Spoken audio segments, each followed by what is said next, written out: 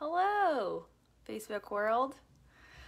I was originally going to put this video in my private group, but I decided that I had made that decision so that I wouldn't have to be vulnerable in front of more people than I had to be. So I decided that I was going to be brave and I was going to go live on my own page. So say hello as you get on.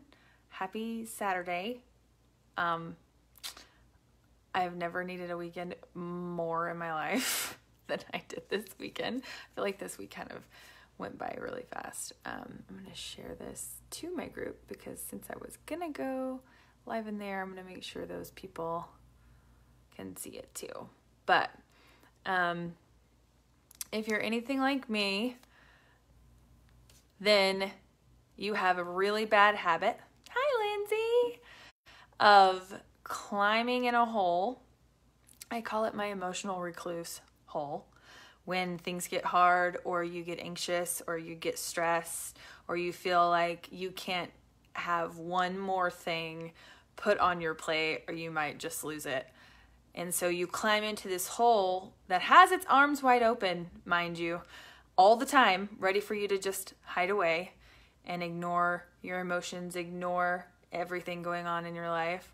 That hole is there all the time and it's really comfy because you don't have to deal with anything in that hole and you just get to ignore the world and you don't have to tell anybody how you're really feeling and you don't have to put on a fake face for anybody who may or may not care about what's really going on. You don't have to talk about it. You don't have to face it. For me, that hole is my bed and I literally will just sleep time away and not deal with anything. So this time, you might have noticed I hadn't posted a lot, or I mean, it felt like people would notice, but if they didn't, oh well, I don't really care. But this time it was just stress that made me just recoil and hide away. We are selling our house. We got a contract on the house. Now we're in the option period in the month where I have to find somewhere to live and all the inspections and the back and the forth and all the things with that. Work has been awesome, but also super busy and crazy and taking up a lot of my energy. I have a lot of things that I want to be doing with my life coaching stuff that I'm just completely avoiding because the voice in my head is telling me that there is no way I could help anybody if I am this stressed out or, haven't gotten all of the things perfected or really stupid thoughts that don't really have anything to do with anything. And my kids are amazing, but they're kids and they need a lot of my attention. And I just have a lot of things on my plate and a lot of goals and a lot of dreams. And every day I feel like I want to get closer to those things, but I also have to allow myself to be human. And that's honestly how I get out of the hole every time. And I wrote a little bit about this yesterday. And because I think there's just such a expectation, especially on women, of perfection. We need to look a certain way. We need to act a certain way. We need to speak a certain way. And then add being a mother on top of that. It just adds so many more unrealistic expectations from the world onto us. And it might not even have been spoken to us, and it might not even have been an actual expectation that's ever been placed on us, but we put those expectations on ourselves to be perfect because we do live in a society where you can see everyone's highlight reels and you compare yourself constantly to other people and where they are in their journey. And no matter what it is, if it's a health journey, if it's a business journey, if it's whatever, their own house selling journey, like I found myself comparing my life to everyone else's. And that's when I recoil. And that's when I put myself in this shame spiral of, well, you're not where they are, so just stop. Why keep going? And I felt shame about feeling shame in the first place. And it just becomes this huge spiral that just goes downhill really, really fast. And I don't know if you guys know what I'm talking about, but I feel like I have been led to say this on here.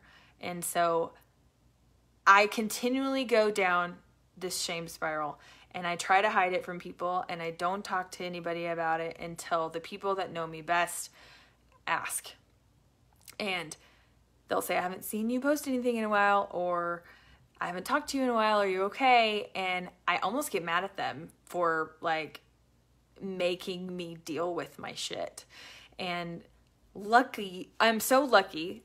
So I have a ton of friends and the most beautiful boyfriend in the whole world that know when I'm being weird and know when I need to talk about something, and know that they know what my goals are. They know what I really want to be doing with my life. They know who I am as the best version of me, and they hold me accountable to it. And that's one thing I can tell you right now, is to find your people, and find your people that will never shame you for having a human moment, that expect nothing more of you than the best you can give them right now, because that's all you have. You're a human. You're allowed to be a work in progress and a beautiful masterpiece at the same time. You're allowed to have triggers and be learning how to work through them at the same time. You're allowed to be human. Take perfection out of it. I don't know where we ever got this huge expectations of ourselves that are just impossible to reach. And you tell yourself, well, how am I supposed to be happy with my body if I need to lose weight? It's because your body has gotten you this far already. Through everything that you've ever been through, your body's been through with you.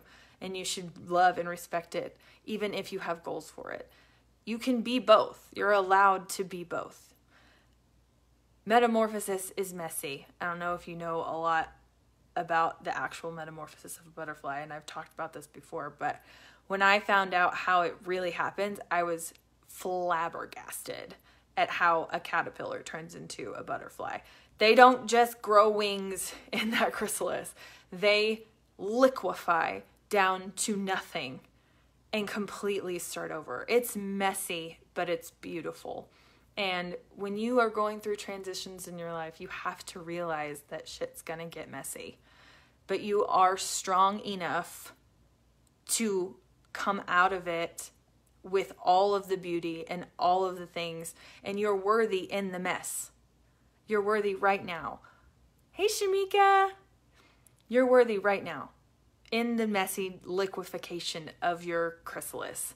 If you haven't come out on the other side of it, that's okay. If you still have work to do, that's okay. I honestly believe that we're constantly in a state of metamorphosis. We're constantly making goals and trying to be better people and doing things that make us the version of ourselves that we actually want to be.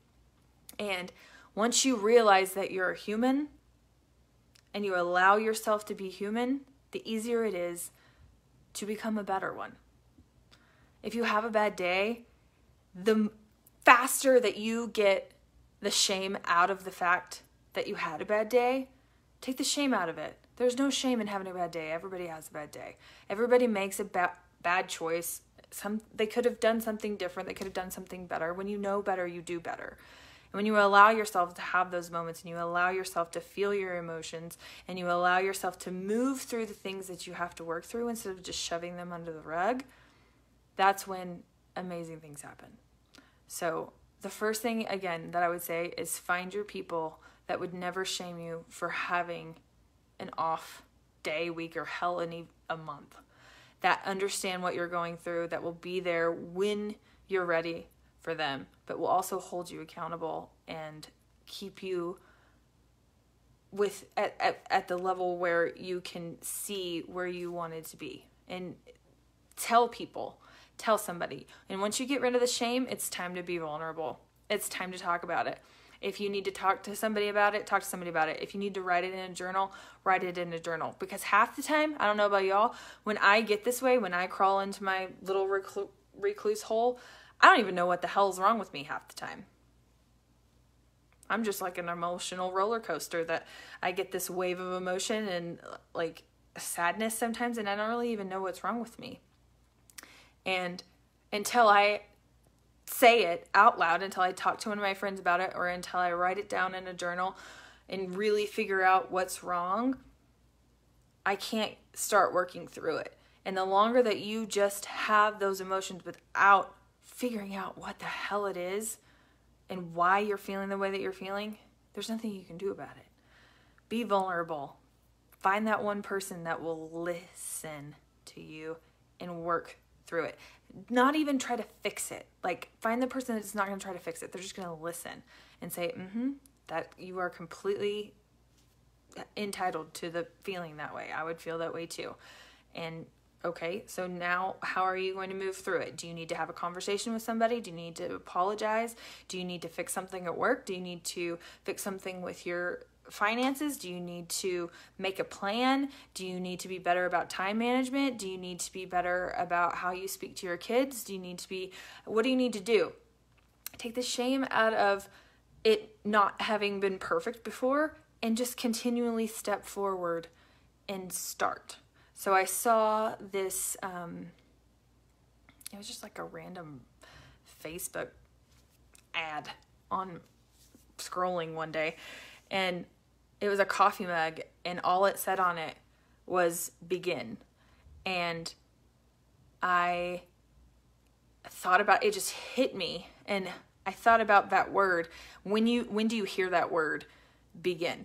And the thing that came to my mind was when you're sitting in a room ready to take your SAT the first time and you feel like you could throw up because you're so anxious about it and you don't really know how you're even going to get through it, much less do well.